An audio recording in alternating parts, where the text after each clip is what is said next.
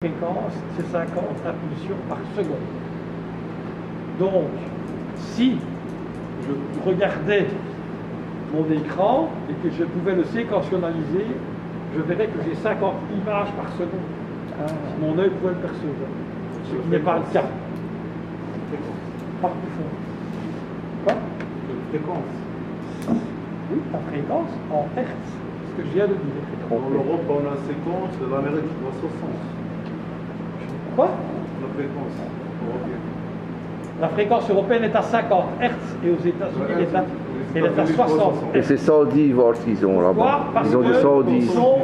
Ils sont 110. En tension 110 volts. 110 volts. Et encore, oui. D'accord.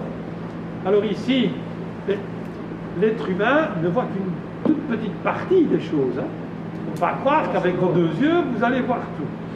C'est quasi impossible. Non.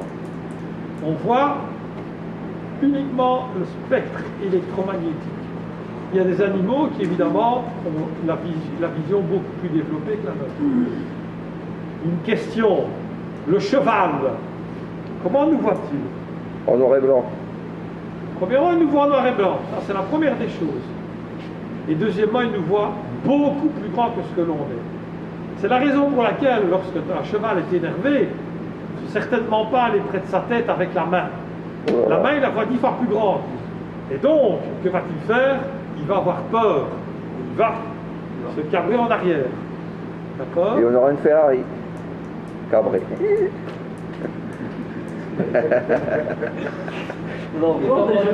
Il insiste vraiment pour que je vienne avec elle.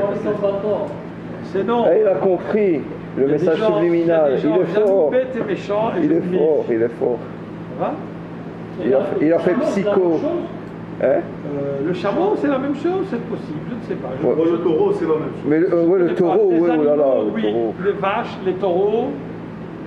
Donc, ne vous dites pas, ben, le taureau fait une tonne.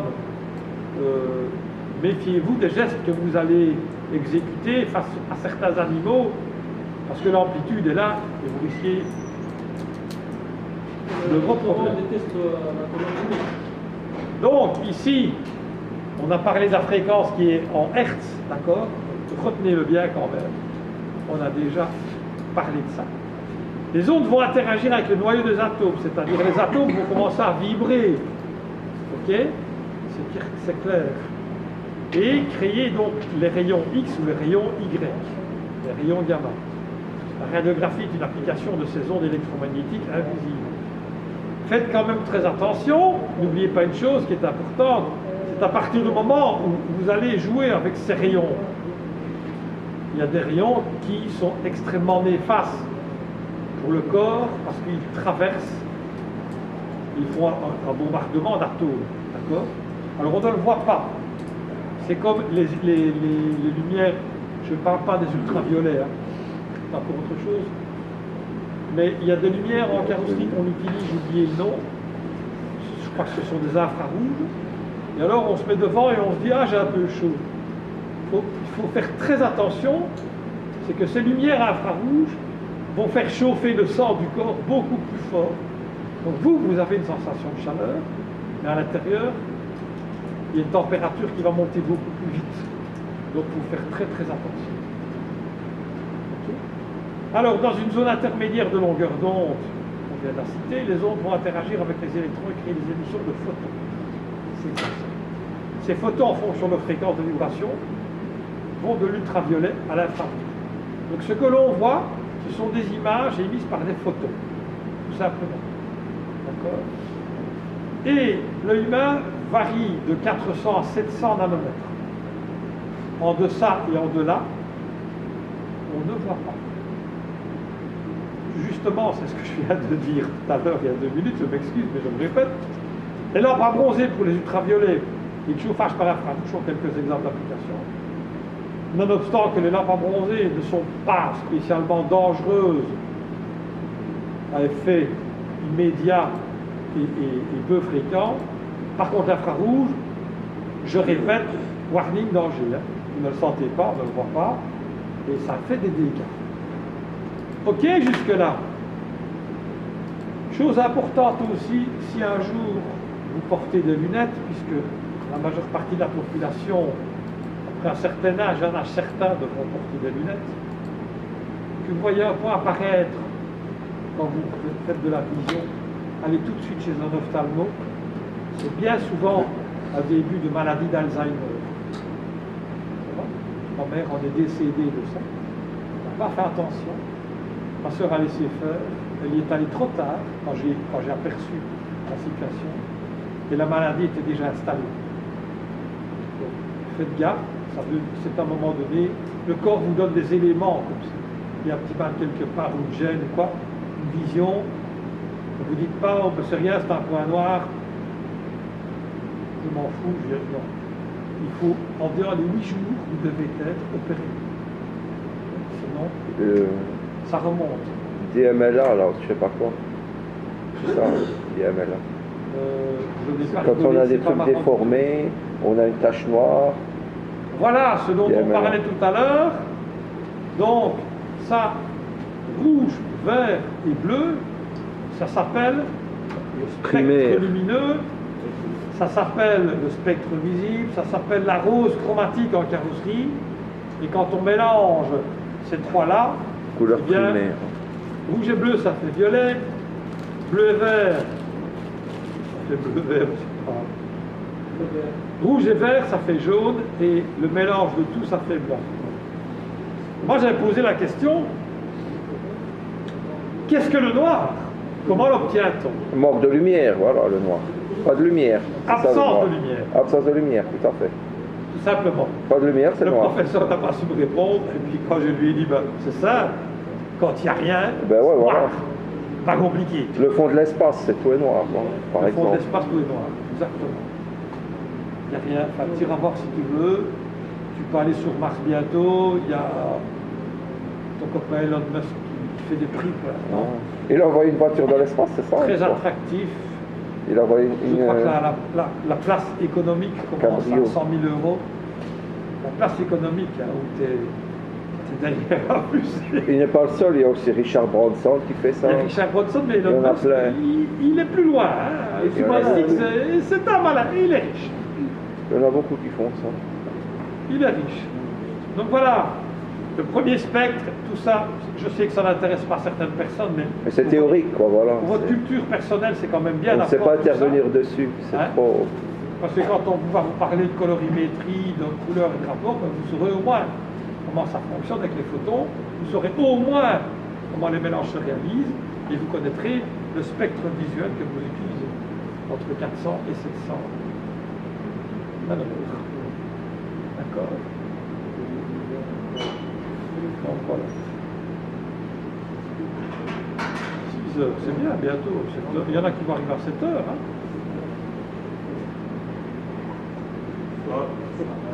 Bonsoir.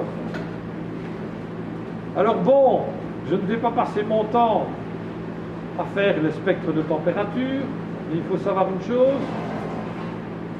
0 degré Kelvin est égal à moins 273,15 degrés centigrades.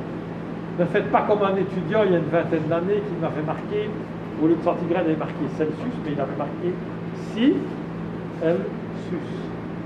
Non, il a fait ça? Il a fait ça. J'étais mort de rire. Il ne savait pas comment l'écrire, donc il avait mis Celsius. C'était un francophone, non? Oui, hein, c'est un gars de Charleroi. Ben, il l'a fait exprès. Ce serait un étranger, je comprendrais encore. Non, non, c'est un gars de chez nous. Ouais, plus alors. Donc voilà. Vous voyez ici les températures de couleur. Le soleil, évidemment, c'est une boule de feu, hein, qui est à combien? Qui est en moyenne à 6000 degrés. Vous savez ça? C'est de l'hydrogène, hein, ça, principalement. Il libère de l'hydrogène. Beaucoup d'hydrogène. Là, surface rayon.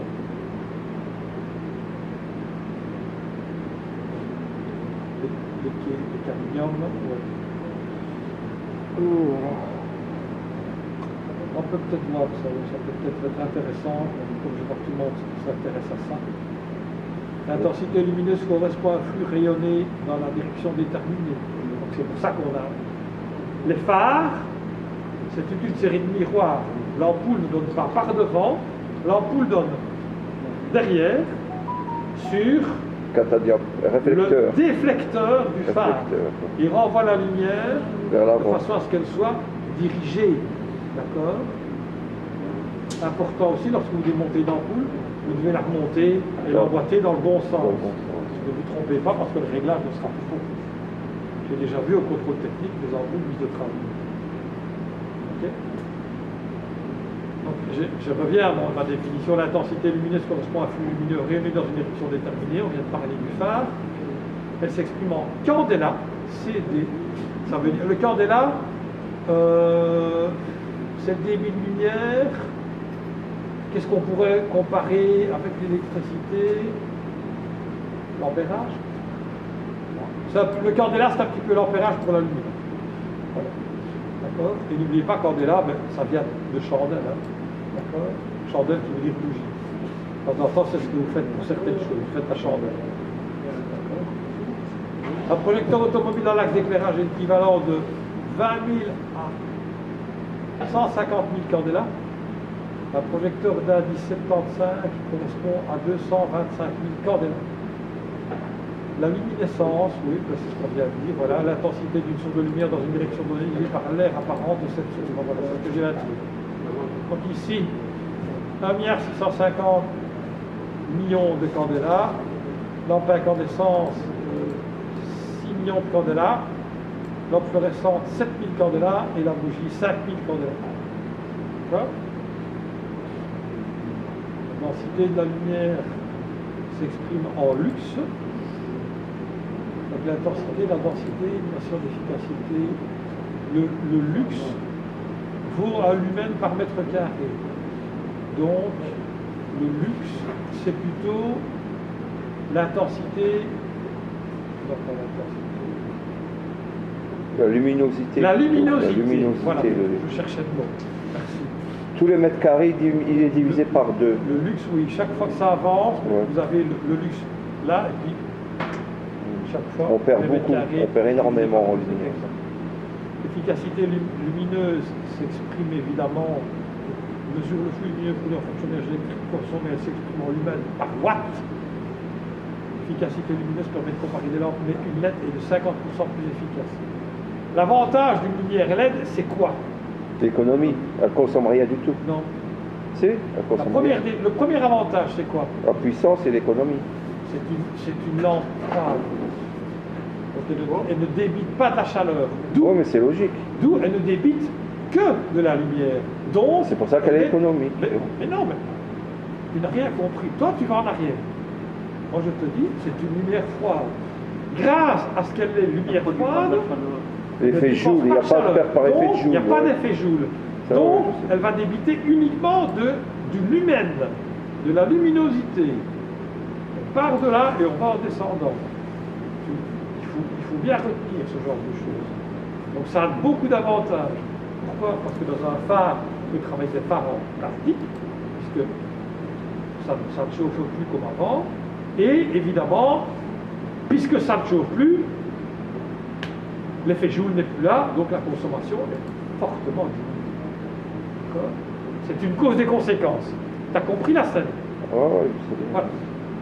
Parce que je fais plusieurs choses à la fois. Et je Ah ouais, réfléchis, mais là. si tu fais comme les femmes, ça, à un moment donné... Multitâche. Non, mais je suis multitâche, moi. Non, tu es un multi- L'hyper-trading. Multi-trading. Ben, ça va, je peux m'absenter alors.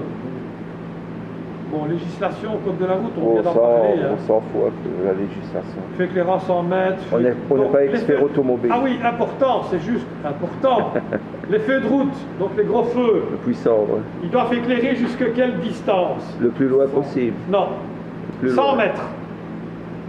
Les feux de croisement, combien? Moins.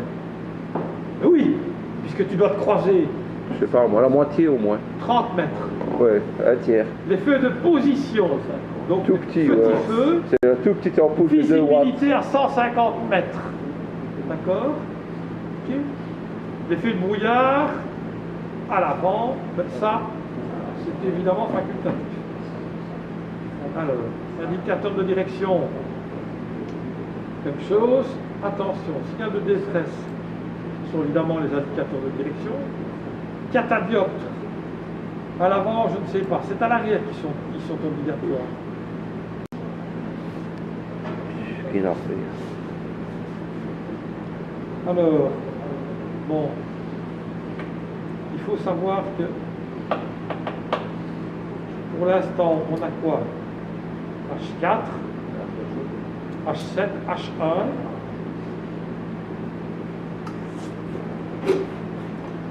H4, c'est celle-là. H7, H1. Ici, ça, c'est quoi à votre avis? Ça, celle-là. C'est une lampe à décharge. C'est une lampe pour feu xénon. Hein? Xénon, ça. Et alors, bon, ici, tout simplement, vous voyez, à chaque fois, les mêmes assises et les mêmes kilos. Ça, ce sont les anciens modèles. Hein. Vous voyez, il y a un verre autour, c'est pour les autres. C'est le même en double, quoi, en fait. Alors, en dessous, ici, les petites comme ça, c'est toujours pour les anti-brouillards, principalement. Celle-ci, c'est Éclairage intérieur. l'intérieur. Et les plaques d'immatriculation Oui. et tout ça. Exactement. Alors,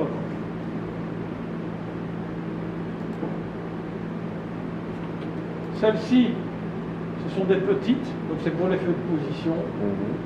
D'accord?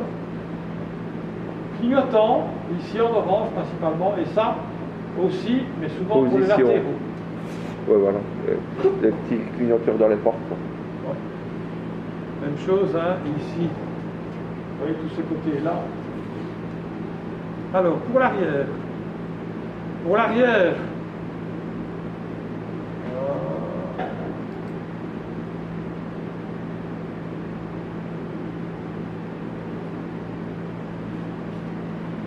Pour l'arrière, ben, on utilise principalement des petits ampoules. Donc c'est vraiment pas compliqué. Comme vous avez des blocs optiques avant, des blocs optiques arrière, assez simple à changer. En général, 5 watts pour l'arrière. Hein? 5-6 watts, je dis, pour l'arrière. Les feux de Alors, position, l'avantage 5-6 du LED, c'est quoi? ben, l'économie, on l'a vu. La durée de vie aussi. Il dure beaucoup plus longtemps. Normalement, le LED, normalement, ne me faites pas dire ce que je n'ai pas dit, À vie. c'est la vie de l'auto. 30, 40, 50 ans. Quoi? Des dizaines d'années, en tout cas. 30, 40, 50 ans. On sera tous partis, nous. Nous, on ne sera pas là, les lampes continueront à s'allumer. Je ne sais pas où on va, de toute façon, on regardera le reportage au soir. On en discutera jeudi parce que je ne sais pas où on va. Le véhicule électrique est en train de prendre de plus en plus de part du marché.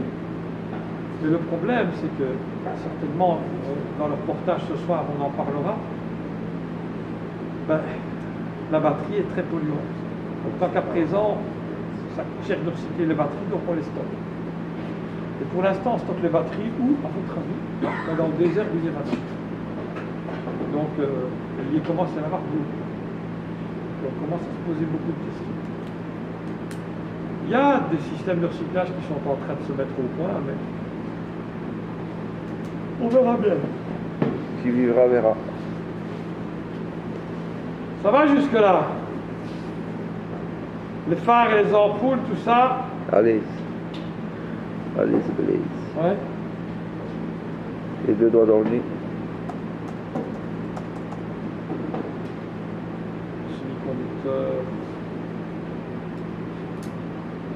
Le LED, voilà, couleur blanc, 45 lumens, du vert, 140 degrés, consommation nulle, 350 mAh, longueur d'onde 5500. La longueur d'onde, c'est un instrument, quoi, ça? Kelvin. Tension d'alimentation 3042 volts. Durée de vie, regardez, combien? 80 000 heures. Mais maintenant, évidemment, ce qui se passe bien souvent, c'est que ça reste allumé jour et nuit. Hein. Parce qu'à une époque, dans les années, début des années 2000, fin, même dans les années 90, on parlait d'obliger tous les conducteurs à avoir les phares allumés tout le temps. En Suède et en Norvège, c'était déjà obligatoire. Donc il fallait que la journée, le phare soit allumé. Oui, mais c'est pas le même climat. Et là-bas, ils ont le soleil de minuit. Et ce qui s'est passé, c'est C'est pas qu'évidemment, ben, on consommait beaucoup les batteries, on consommait beaucoup les lampes, parce que c'était l'ancien système. Maintenant que le LED, on consomme plus rien. Oui, pourquoi? Ben parce qu'il fait évidemment froid, en hiver, etc. Et puis, les heures de luminosité de la journée ne sont pas très noires. Il fait très vite noir. Vers 2 heures de l'après-midi, c'est déjà noir. Donc, on est mal ici, mais on a un petit peu à aller visiter les autres pays. Si on pouvait avoir un budget pour ça, ce serait bien. On irait d'abord visiter le Mexique, les États-Unis. Regardez, on a un petit peu fait la différence ici. Vous voyez où je dois agrandir?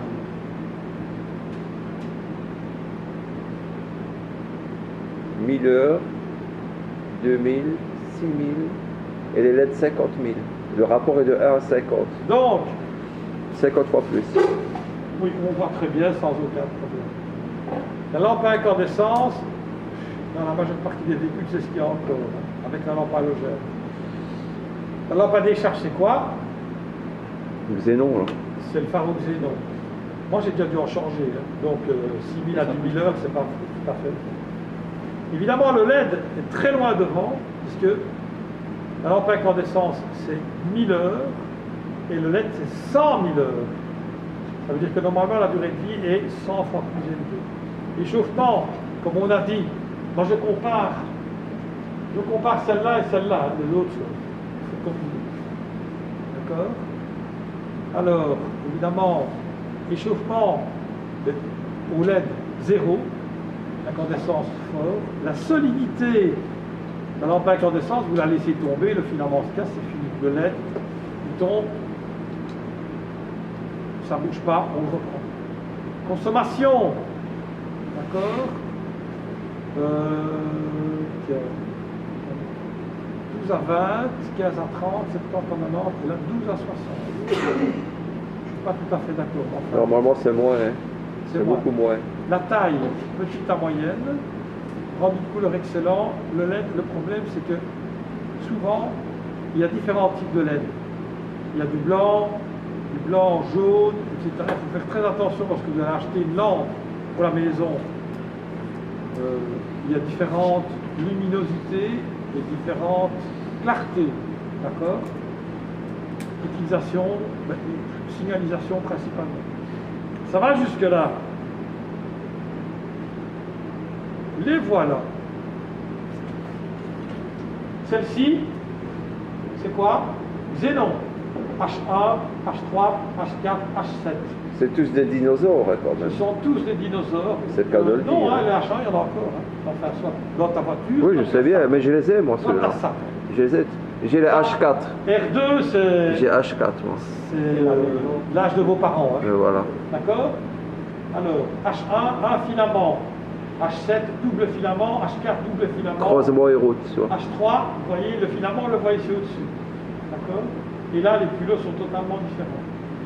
D'accord? Maintenant, on trouve l'équivalent en LED. Oui. Toi, tu vas équiper ta Mercedes avec du LED. Mais j'ai déjà fait ça pour l'autre. Hein. Tu vois, ça va être une... Les Chinois. Ils vendent ça pas cher. Une voiture customisée. Tu es sûr qu'elle passera au contrôle? Ouais, elle est passée, l'autre. Avec du LED? Ouais, bien sûr. Je sais pas, c'est une question. Regardez ici, les ampoules sont toutes de 12 volts et regardez la consommation. 5, 21, 5, 21. C'est énorme, 21, ça. 5. Comparé au LED, c'est énorme. Comparé au LED. Ici, 21, 5. C'est énorme. 21, 5 ici, il y a 2 filaments dedans. Quoi? Alors quand vous allez chercher une lampe ou une ampoule, faites dernière chose, attention, c'est quoi? C'est ça, les culots qui sont là. Les baïonnettes, pardon. Ils sont là. Regardez, là il y a une baïonnette en haut et une baïonnette en bas. Asymétrique, ouais. Et là il y a une baïonnette en bas et une baïonnette en bas. Ouais. Même chose ici. Donc faites attention quand vous changez les ampoules de bien vérifier les baïonnettes où elles se trouvent. D'accord? Et comme je vois qu'il y en a qui sont sur Internet, il y en a 1, 2, 3, 4, 5. C'est bien, là où se retrouvent les baïonnettes. Ça, on vient de voir. Voilà, même chose, 21 watts, ça c'est pour les trucs. Ça, 5 watts, c'est pour l'éclairage à l'intérieur de l'auto. Ou les plaques Ou d'immatriculation. les plaques d'immatriculation. Voilà. Les déflecteurs, les réflecteurs les plus couramment utilisés, évidemment, la lumière rentre dans la parabole et est bifragmentée. C'est la raison pour laquelle, quand vous avez le contrôle technique et qu'on vous dit que votre phare n'est plus en état, c'est que le chrome du phare ne réfléchit plus la lumière. D'accord? Moi, comme ça, dans une auto, il y a quelque chose qui réfléchit.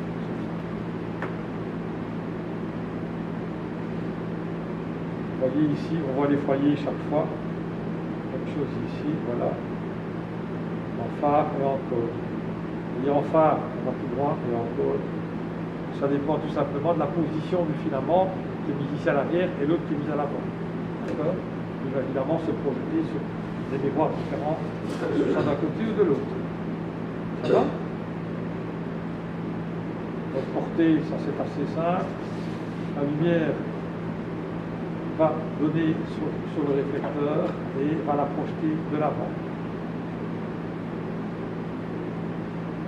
Ça, ce sont les indices de luminosité, mais ça, vous le voyez sur le règle phare. Clac, clac. Enfin, je ne reviens pas là-dessus. Vous l'avez eu normalement l'an dernier.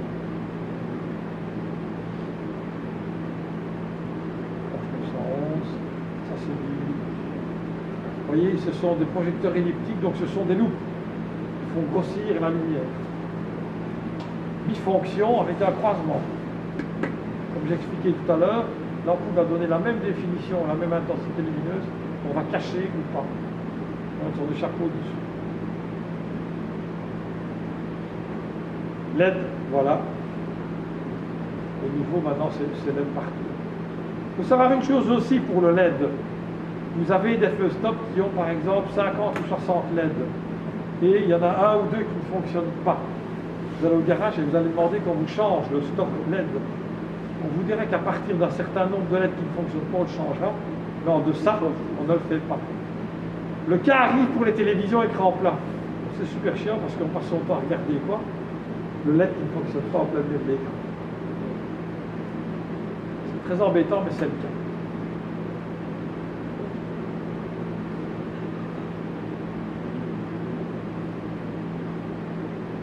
Projecteur ça.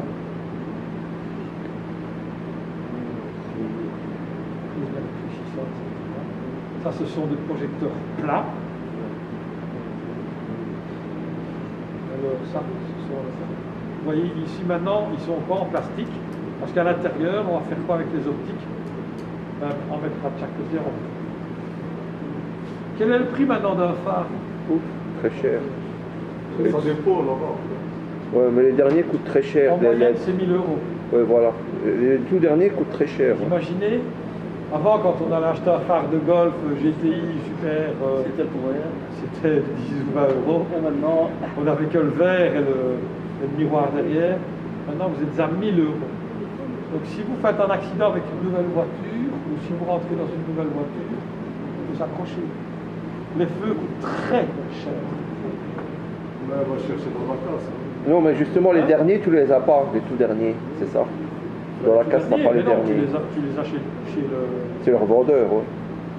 l'importateur. Donc tu les trouves pas dans la casse. Marchand de pièces, non, c'est Mercedes. On revient toujours au système adaptatif, ça fonctionne comment? Avec le système électronique dans les virages. Et alors, bien souvent aussi maintenant, il y a le système à bout.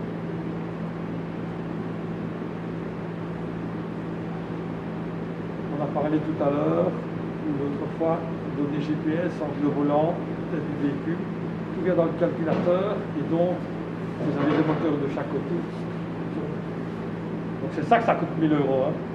Tu as des moteurs dedans, hein. Avant, tu n'avais pas ça, hein.